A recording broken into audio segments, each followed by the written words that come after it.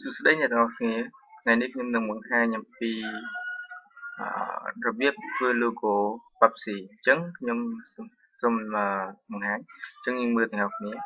ដើម្បីបង្កើតបានយើងត្រូវបង្កើត background មួយសិនចូល file យកពាក្យ new អូខេនេះតមកយើងប្រើប្រាស់ tool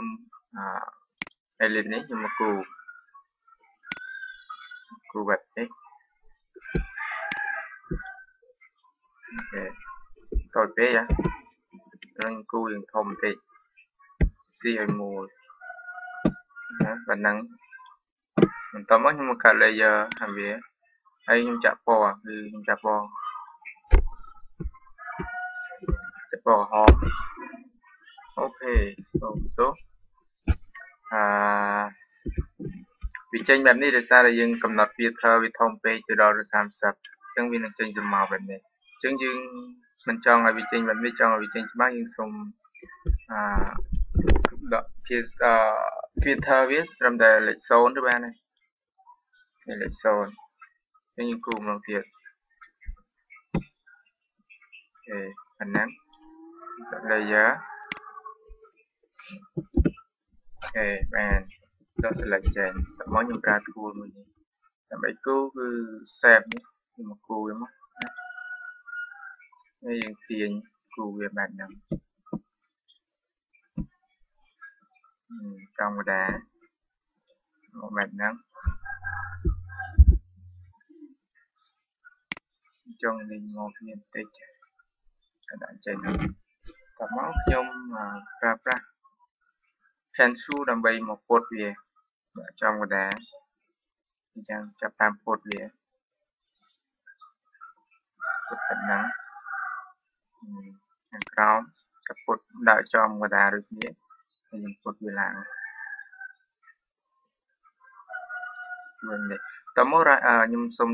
right click ទៅវាពាក្យ mark selection អូខេតមកយើងចាប់ទាញlayer ទី1នេះចេញដែរលុបវាចេញក្នុងនេះអញ្ចឹងមកតមកយើងចាក់ពណ៌វាគឺពណ៌សអូខេតមកយើងប្រើប្រាស់ pen ដើម្បីចាក់ពណ៌ឲ្យវា tool នេះមួយនេះយើងដាក់វាមកចំកណ្ដាលនឹងបញ្ចេញពណ៌បែបហ្នឹងបន្ទាប់មកយើងសូមដោះ select វាចេញគឺ control D ហើយបានហើយអញ្ចឹងនេះជា logo ណាអញ្ចឹងយើងត្រូវ logo Pepsi គឺមានពណ៌ក្រហមនិងពណ៌ខៀវអញ្ចឹងយើងដាក់ពណ៌ខៀវផ្ទៃខាងក្រោមអញ្ចឹងសូមចូលទៅយក Quick Selection សម្រាប់tool សម្រាប់ Photoshop CC អញ្ចឹង select លើវាបែបហ្នឹងមកហើយវាចេញបែបនេះតមកយើងចាក់ពណ៌លើវាយកពណ៌ខៀវអូខេមកហើយយើងប្រើ pen មិញនៅដែរដាក់ចុចលើវាមួយមកចេញពណ៌ខៀវបែបនេះតោះយើងដល់ select ចេញ Control D logo របស់យើងអញ្ចឹងយើងសូមចាក់ពណ៌ background នេះយើងចង់ឲ្យបានពណ៌ខៀវដែរចូលទីតាំងហ្នឹងមក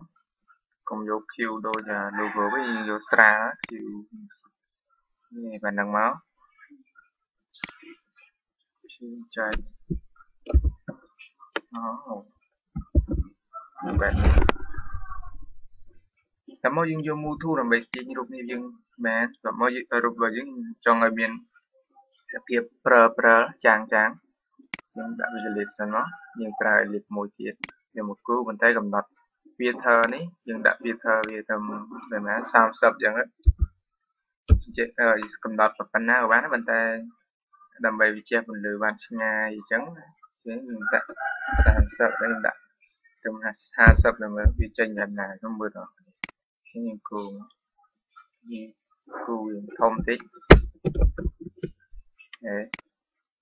ខ្ញុំគូបែបហ្នឹងតមកខ្ញុំកាត់ layer វាមួយហើយសម្រាប់ឲ្យវាចាំងខ្ញុំសូមចាក់ពណ៌សផ្ទៃពណ៌ស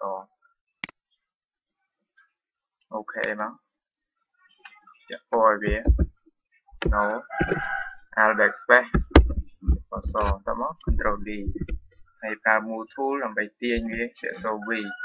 ទាញវាយកមកដាក់លើរូបរបស់យើងហើយចាំងបែបហ្នឹងហើយតមកទៀតយើង copy វាចុច Alt ទាញវាយកទៅមកឬក៏បានគឺក៏ចុច Control J ក៏បានចុច Alt ហើយចុច Mouse ចាប់ទាញដាក់មកចឹងតមកយើងចង់ទាញរូបយកដាក់កតាវិញគឺដាក់នេះវាអត់មកទេនេះអញ្ចឹងអាច merge select ចូលគ្នាបើយើងគិតថាវាសមគ្នាដាក់ត្រូវយើងអាច merge select ចូលគ្នាគឺ layer យើង merge layer ទី2 copy layer ទី2និង layer ទី1ចូលគ្នាអញ្ចឹងខ្ញុំសូម select វាទាំង3ហ្នឹងមកចុចលើ layer ទី2បន្ទាប់មកយើងចុច Shift បូកនឹង layer ទី1បន្ទាប់មកក្នុងបែបនេះបន្ទាប់មកដើម្បី merge យើងចុច Control E គឺវានឹងចេញទៅគឺ layer ទី1យើងអាចទាញវាមកបានអញ្ចឹងនៅកន្លែងនេះយើងអាចគេ logo វាជះពន្លឺចេញមកខាងក្រៅដើម្បីធ្វើវាជះបានយើងសូម select វាបន្ទាប់មកចូលទៅ layer style outer glow ហ្នឹងណាចូលមកយើងសូមដាក់ពណ៌ឲ្យវាពណ៌សចាំអូខេបន្ទាប់មកយើងសូមដំឡើងសាយរបស់វានេះសាយកន្លែងផ្សេងយើងមិនដាច់លេងយើងលេងនៅកន្លែងសាយទៅអានេះ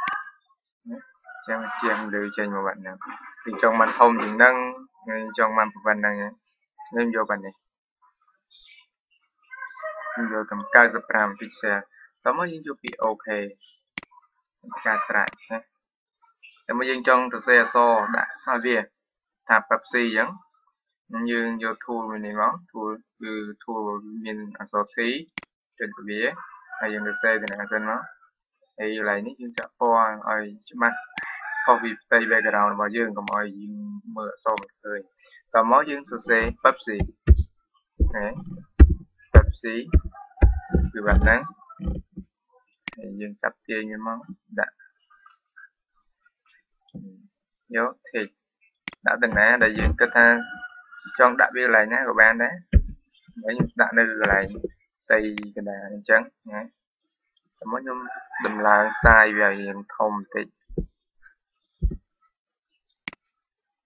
ធំឲ្យប៉ុណ្ណាវាធំប៉ុននេះរបស់យើងហ្នឹងអំឡោះកណ្ដាលរបស់យើងmìnhយកប៉ុណ្ណឹងអូខេតោះមកចុច enter យើងអាចចាប់ទាញវាពុតវាទៅហើយយកប៉ុណ្ណឹងចុះតោះមកយើងអាចចាក់ពណ៌វាផ្សេងពីហ្នឹងយើងអត់ចង់បានពណ៌ហ្នឹងទេចង់បានពណ៌ផ្សេងអញ្ចឹងយើងចុចលើវាចូលទៅ layer style យកពាក្យ color នេះ color overlay ក៏បានយើងចាក់ពណ៌បានមកពណ៌នោះយកពាក្យខាងក្រោម color overlay នេះគឺចាក់លេខពណ៌លាយ3ពណ៌ណា3ពណ៌ជាង3ពណ៌យើងអាចចាក់ពណ៌ផ្សេងយ៉ាងទៀតបានអញ្ចឹងបើយើងចង់បានពណ៌ហ្នឹងយើងសូមចុច OK មកជួយនេះ logo Pepsi របស់យើងគឺបានស្អាតយើងចង់សរសេរអក្សរដាក់យ៉ាងម៉េចជាលក្ខណៈ 3D ពីលើឬក៏ដាក់ខាងក្រោមអញ្ចឹងអ្នកតាមនឹងទៀតដូចខ្ញុំនឹងចង់ដាក់ខាងលើដាក់កណាក៏បានដែរតាមចិត្តយើងចង់យើងធ្វើអ្វីដែលយើងគិតថាវាស្អាតយើងជាគំនិតផ្នែកវិទ្យាជាងអញ្ចឹង